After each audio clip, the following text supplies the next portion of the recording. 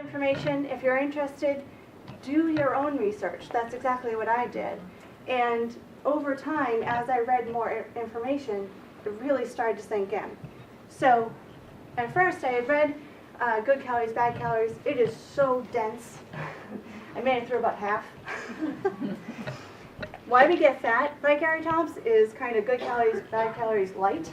And a number of people asked him to write something that was patient-friendly, and so that was a lot easier to read, and I got through it in a weekend, and the hardest part about reading that book was, what? I have to take a second, digest this. What is he saying? This is so different from what I've been telling my patients for so long, and then I go back and read more. This just makes sense. So what did I do? I decided to try it myself. I reduced carbohydrates in my diet, and I noticed a lot of different benefits. I wasn't feeling bloated, because carbs make you retain water. I wasn't feeling this carb coma that I would get after a plate of spaghetti. I would feel a lot more energy, because instead of having these blood sugar swings from having a high carb meal and then crashing, and the increased fat actually helped to regulate my blood sugar, and so I just felt a lot more energy all the time. My blood pressure got better. My cholesterol numbers got better. I had swelling in my ankles, and that got better. My breathing got better. My acid reflux, I never had it until I started eating more carbs, and that just went away. So I saw a lot of awesome things in myself, and I realized I have a carb addiction. I am a carbaholic. You give me one cookie, I'm going to eat 15. It's just the way it is. I kind of developed it over time, and I blame my Portuguese husband with all the white bread, and they have bread, rice, and potatoes in the same meal. It's a very normal cultural thing down in the South Coast here. So once I realized my carb addiction, that kind of clicked some things in there. And I found were dependable low-carb, high-fat sources. They really looked at good research, and so I go there often to find new information. Dietdoctor.com, he is a doctor in Sweden, and AuthorityNutrition.com, they are out of Iceland. It's like you have to go out of the United States to get some different views on nutrition. A Bitter Truth is a really interesting YouTube video that has Dr. Lustig speaking, and it's all focusing on non-alcoholic fatty liver disease. And Live and Live Eat a Low Carb is Jimmy Moore. He is not a health professional, actually, but he went on a low-carb diet, improved his health immensely, and has gone on to interview a large amount of experts on this this topic. So a lot of good information. Then I learned even more when I started to work with my patients and started actually prescribing this. So how do I do this? Well, I go in two parts with my patients. And I work for a diabetes management program, so people come in basically carb intolerant, right? They can't tolerate a large amount of carbs, or else their blood sugars are going to go higher. So I draw this graph very often. You'll see that this is your carb spike, and at the top your body produces insulin and causes that drop once it goes into your bloodstream. Proteins really actually kind of go to about here, well, a little bit longer. And so they do have somewhat of an insulin response, but they make you fuller for longer. That's why eggs are going to last you longer than a bagel. And then fats actually last longer than this, and they have very little of an impact on your bloodstream. So one point that someone had, you had asked a question about high saturated fat. High fat in general, in the presence of high carb, is a problem. I am not going to deny that. That is absolutely a problem. And if you were in the gut health presentation, she was talking about high fat and high sugar. Definitely a problem. But because if you have the two together, you have this trajectory where your blood sugars are going to stay high for a long time. But if you cut back on the carbs and you increase the fat, then your blood sugars are going to be more stable. So I explained why carbs are the main focus, because especially with diabetes and weight loss and even cardiovascular disease, really it's the carbs, the refined grains, just the sugars that are the main problem here. And it's connected with insulin resistance, which is connected to high blood sugars of diabetes, weight gain, especially central weight gain, cholesterol, or dyslipidemia, because not only does your cholesterol go up, but your LDL goes down, HDL goes down. High blood pressure, COPD, carbs make you breathe harder. That's why people with COPD are often put on a low-carb diet. Depression and anxiety, and non-alcoholic fatty liver disease. So we talk about carb counting. I don't worry about calories, they regulate themselves. I don't worry about fat, I actually encourage fat.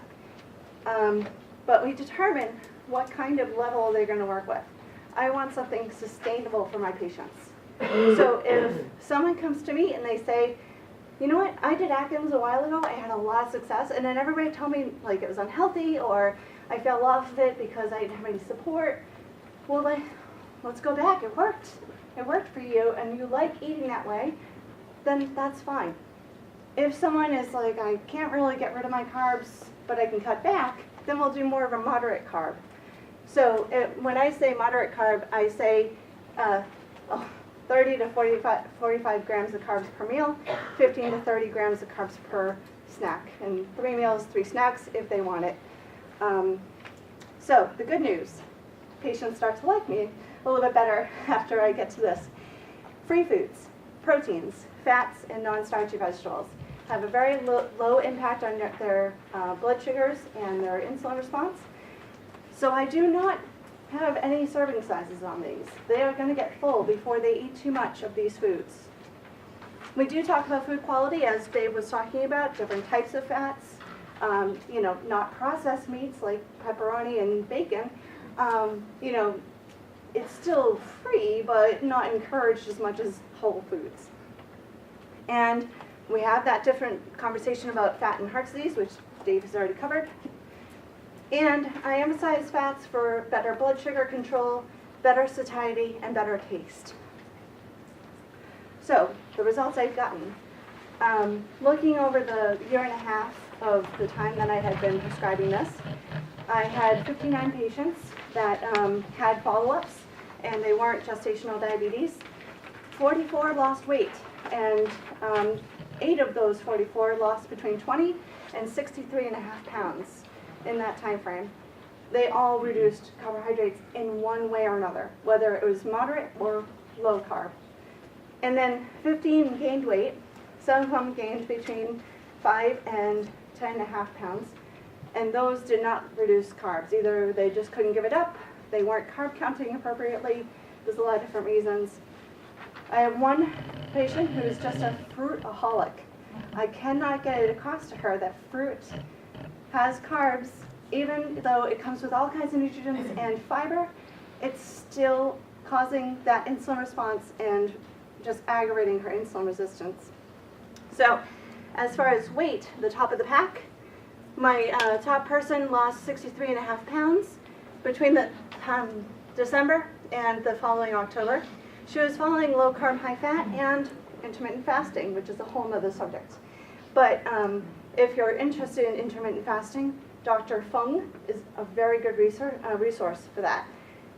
She basically just ate when she was hungry. She ate once, maybe twice a day, and she was able to walk a lot better because of the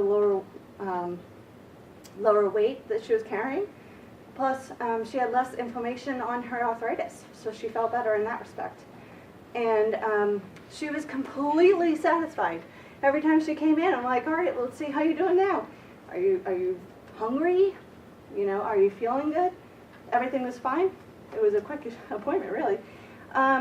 Another person lost 46.8 pounds basically in 5 months following a low-carb, high-fat diet. And then another person, 44.2 pounds lost in 6 months. And so obviously the more severe you are with the carb cutting, the better results you're going to get. But you can see really positive results just going on a moderate carb, going back from the insane amount of carbs that some people eat. So this person really did great, reducing their A1C from 9.5 to 5.6 in 4 months. They also lost some weight, but not a lot. But they updated me afterwards, and they have currently lost 50 pounds afterwards.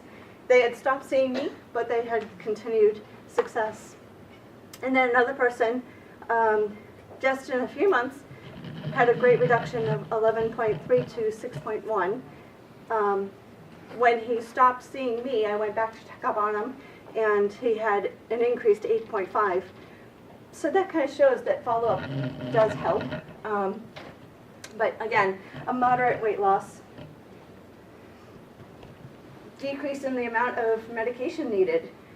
I had one patient who was started on Levemir 30 units, and after nutrition education and losing 27.6 pounds, he was able to get off the Levemir altogether. Still taking, I believe, metformin, but that was it. And that was with moderate carb. Decreased Levemir. I don't understand how he got to this level, but he was taking 35 units in the morning and 140 units at night. We were able to work him down to 15 units in the morning and 76 units at night. And really, ideally, I've been working to have it an even split. But Dr. Fung also has a lot of information on how large amounts of insulin can actually worsen the insulin resistance. So by cutting back on the units, we actually saw better blood sugar control than when he was on that large amount. But we had less hypoglycemia. So even though he had pretty good A1C drop, he had less lows, and that was a great win. I was so happy for him. He felt so much better. So what do people have trouble with? They have trouble with a few areas. Not cutting carbs enough. Some people think that they cut a lot, and they don't realize that certain foods still have carbs in them, so they're not accounting for that. Yeah. They may not be carb counting appropriately. I had one lady who was really trying, but she wasn't doing, like, looking up what different carbs amounts were. So she was cutting back, but when she went to Olive Garden, she had half a plate of the calamari. She had the soup. She had a breadstick and half of the portion of ravioli. That was a lot less than what she used to have. But when we carb counted, there was still 118 grams of carbs in that one meal. So, you know, being aware of how much is in there makes a big difference. A lot of people will say, I can't give up something. I can't give up this. I can't give that up. Whether it's soda or bread or pasta, you can see there's a lot of carb addiction maybe. A lot of people don't usually say, oh, I can't give up my eggs. You know. But food addiction and triggers are definitely a problem. And even though it's not in the DSM-5, food addiction really is a thing. And I experienced it for myself when I was trying to cut back, and I had to go to a family event, and there was a whole plate of sweets. I always felt like a heroin addict. I was sitting there like, nope, just one, no. You know, it was really bad. And your patients may be struggling with that same kind of a problem. Another problem I see very often is that people are cutting carbs, but they're not increasing the fat. And so when you cut carbs and fat, you're going to run into a starvation mode. You need the calories, right? But you don't need the insulin response. So if someone is hungry or if they're experiencing cravings, I tell them, eat more fat. You're definitely not getting enough. Whether that's adding avocados and nuts or olive oil or cream cheese, sour cream, or butter. Any of those are going to be fine. And I have seen really good improvements in cardiovascular, cholesterol results, even with the high-fat dairy and saturated fats. One story to go along with this is that I had a woman who came in and she was very frustrated. In the past 6 months, she had lost 6 pounds. She had really, when we did a food diary, she was doing low carb, low fat. And so I told her to increase her fat. Funny thing is, she's a French trained chef. I said, embrace the butter. And you know what? Within 3 weeks, she had lost another 6 pounds. So by increasing the calories again, her body was finally able to let go. So then there's the lack of options. And so as Dave was saying, when you go to a conference, sometimes there's lack of options.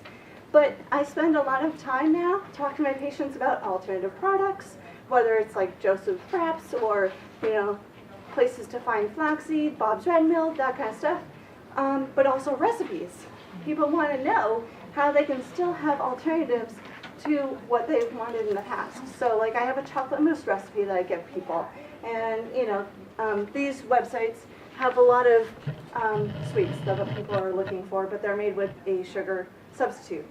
Ultimately, I'd like to go back to real food altogether, but sometimes people can find success when they're not having the real sugar, they have the sugar substitute, it cuts back on that addiction factor.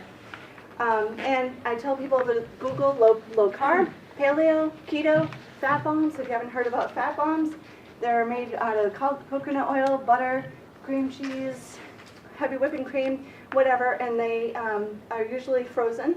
And if they need some kind of little snack or something at the end of the day or whatever, they can pop one of those and it keeps them going and keeps away those cravings that they might have. Thinking, I can't do this in my job. Well, what you can do is shift the focus away from limiting fats, maybe just stop talking about fats for a while, and focus on controlling carbs, controlling the amount at one particular time, spread them out throughout the day, and focus on reducing the sugars and refined grains, focus on your starchy vegetables, your whole grains, that kind of thing. And what I have found is tangible results of weight loss. It's less confusing because you're just focusing on one thing instead of low fat, low carb, low sodium, focus on that one thing. And by emphasizing fats, I've been able to have a conversation about flavor and satisfaction with food, and I find that it's easier for people to stick to something because they're satisfied, they're full. It's a problem when people are hungry. They can't stick to a low-fat diet like that. So we're right a little over time. I'm sorry, I spoke as fast as I could.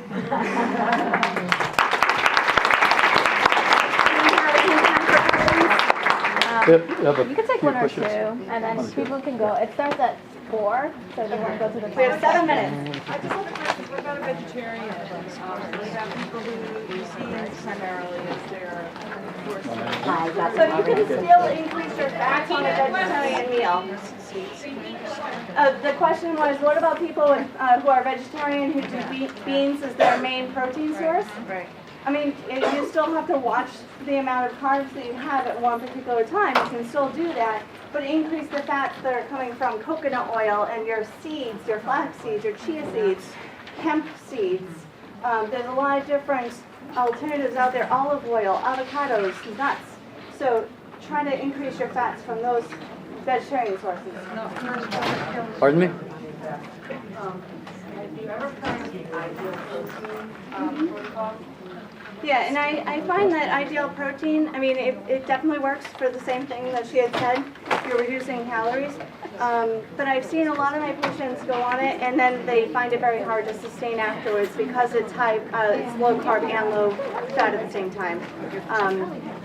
I haven't seen Most people quit at the end and it stays up. It's like 4 phases of it. It's like everything else. Well, that's They true. don't read That's the true. book.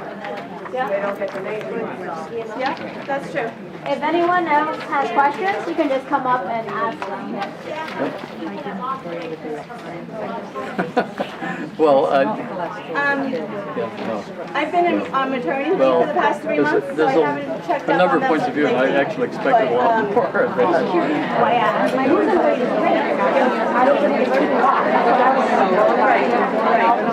Oh, Jeff, yeah, it's a great.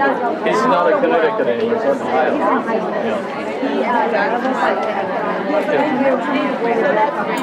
Oh, yeah. I think those ketogenic diets are very important. My phone's back to should I just place it up here?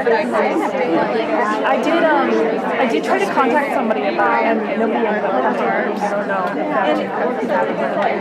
However, I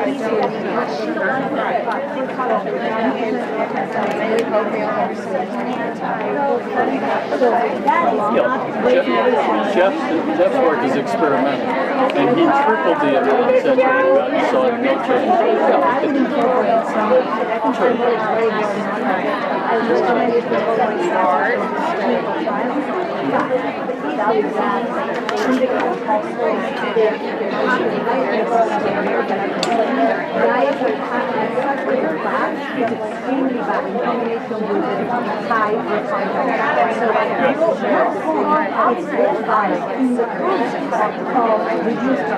Right.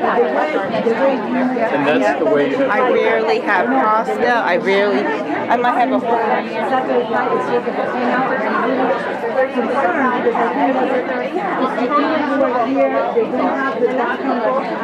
Right, yeah. They're going to just increase saturation fats without lowering the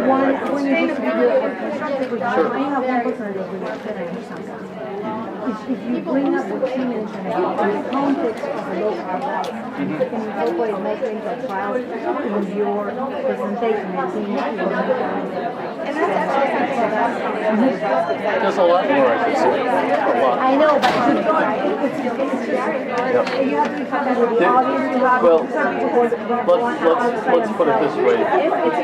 That point of view, there's nothing I could say. No, but what I'm saying is that you have to provide the context. You have to provide the context of only in this particular case, not saturated fat diet in the American diet and fat lifestyle. We're eating right now. You cannot tell someone, it's okay, continue eating your donuts and like that. Yeah, but the way you say it was, you were like kind of bringing the point, oh, high saturated fat is not really into carbs. What it is in the context of the current diet. So Well, that's why I said that the causal factors are sugars and refined grains, and that's what stimulates the VLDL. So yeah, I work in the local laboratory, so we actually study the different Hopefully, there'll be a molecules. few people who will look at some of this stuff. That would be good enough. Yeah, it would be. That would be good. I'm so glad. Thank you very much for your presentation about the saturated fat and the limitation. And I totally agree. And many famous scientists are now talking about It's moving in that direction. Moving that direction. And so it was since 2014 about saturated fat. The good thing was having but I also heard that much go to after that. But so I'd like there's still 10% of limitation about saturated fat or limitation. I pick your brains for a minute. I work in like nursing home long-term care. Sometimes I get patients that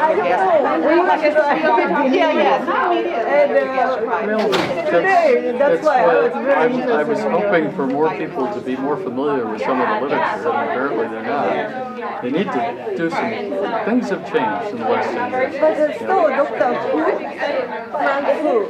Frank Hugh, at Harvard. Published that there is no link between the fat. Yeah, he was second author on that. But still, he is leading author of dietary guidelines. Right. And that's, I was wondering, what should I believe? Because we are in a position to really.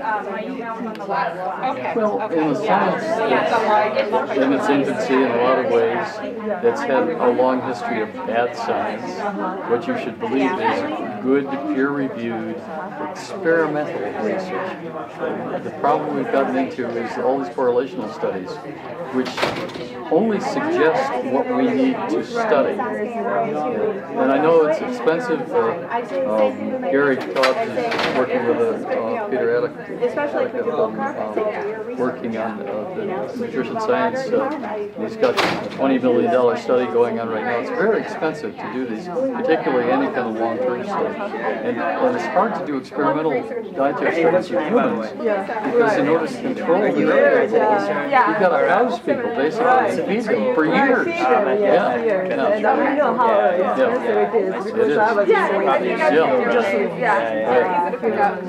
So I would expect over the next 20 years to see more and more.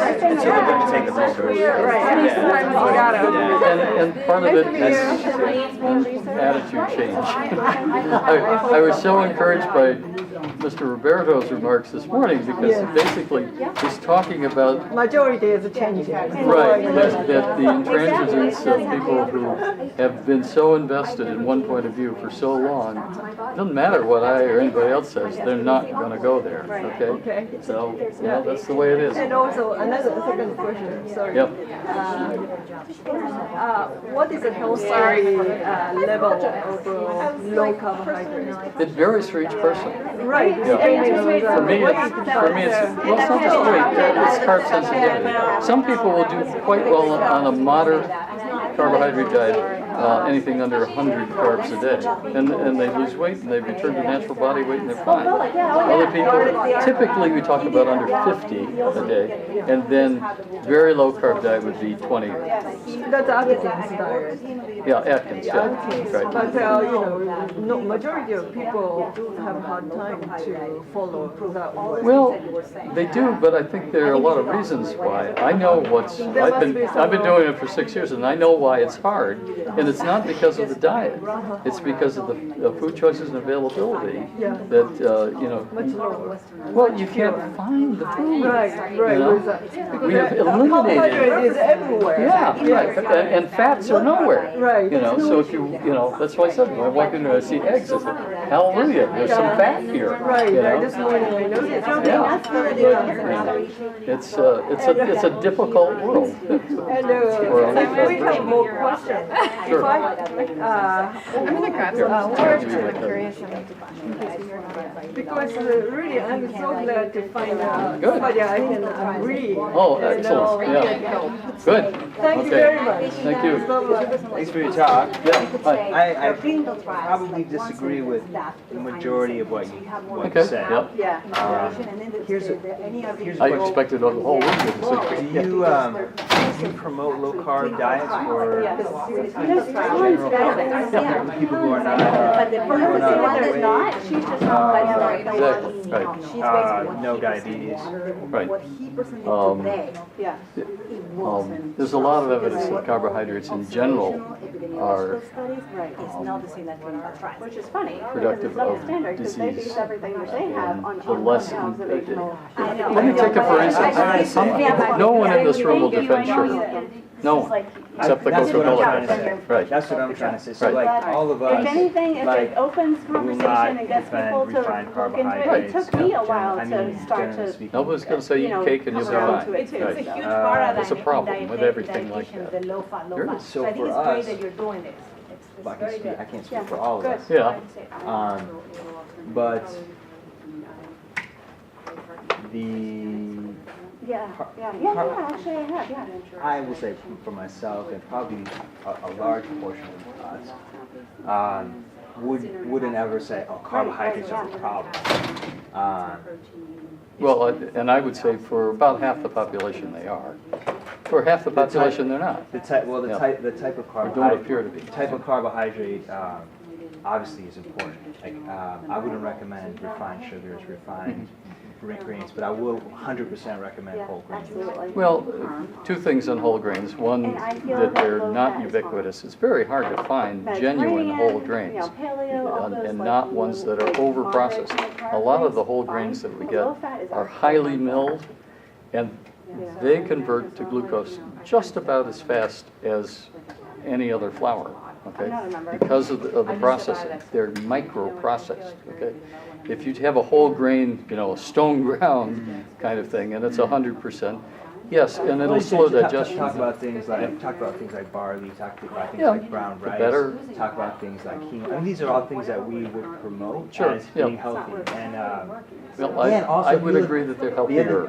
other thing that you look at is like how does fat impact like the sort of chronic inflammation that you Yeah, see in exactly. obesity. And this is what leads I to feel that insulin there's a resistance. more Is this sort of like patient inflammatory satisfaction processes, these because one, inflammatory they're getting cytokines that results. lead to But things like two, they're insulin actually resistance, satisfied leptin with resistance. food It's not instead of someone, hyperglycemia I have to per go eat se this rabbit that's going to food, cause you know, insulin and resistance. so It's more if of the they're more satisfied with their food, they're inflammatory more apt to processes stick with it. coming But as I said, we're in a very coming from adipose tissue. high carb world. Well, It does that's make it not difficult entirely when you're clear. presented, especially as a Okay. food addict. And But what's just really in general, interesting you in the don't have research is that options everybody talks because about high everything's so glucose low levels, fat. blood glucose It makes levels. it difficult. Very few people talk about lowering insulin levels and insulin resistance. We don't often measure it, and we should. You can pretty much tell when somebody's going to become diabetic about 10 years before by looking at insulin resistance. And it's an easy thing to measure. We don't do it. We could advise people much earlier in the game so they wouldn't develop that. It is insulin And resistant. So my point unfortunately, is I only had that about 15 minutes, so I had to like kind there of are get certain through it. types So of I didn't diets that are, get all the points that I wanted to get. less But, inflammatory. but it's true. One of them is one that That's is the based hardest thing to on get whole across to grains, dietitians in vegetables, particular, is low that fat I'm diet. talking about real food. I'm talking about getting rid of the in terms of the Pop-Tarts and getting inflammatory rid of the soda. Sure. result of it, it's effective. Yeah. Now, in terms of No, this, in non-starchy terms of like a vegetables diet is that's high in great. fat, I'm still open to kind of looking into it more because I read a lot. I read a lot of contradictory. Sure, there's a lot out there. Research on it. Bagel. Generally, I've come to the Just say, conclusion that try to limit that. the So it's like, there is a continuum. I think it's certain that the fatty acid profile is very important So do you have your own in practice? terms of the No, I inflammatory work for process. the Well, Southwest Diabetes as you showed on your So, slide. Right, but as a you also have to hospital, understand too that, I you know, but seed oils I am are looking pro-inflammatory for- and omega-6 in general. There's a lot of pork oil And, in you our know, yet, hospital, you know, but, that's why where I you have some get- hesitation to recommend them even on a high-fat diet. You're better off, saturated fats are less damaging than the polyunsaturated fats and less inflammatory. And that's what's hard to get across to people. I mean, the people are so wedded to the idea that saturated fat is somehow this horrible food that we've been eating for 2 million years and doing I just agree fine. I agree in terms of the omega-6. Yeah. In terms of things like, especially in the forms of oils. Yeah. Tend It's to the promote, processed oils tend to are promote Now, more, what do you tend feel to about promote the more high protein? inflammation. That's But the other thing. And they're the also other liver stuff is, cancer. Big thing that they harped on with low carb, they say it was high protein and. that's all I gotta say. So, Yeah, okay. disagree, Appreciate your but talking. listen to you. Yeah, good. Yeah.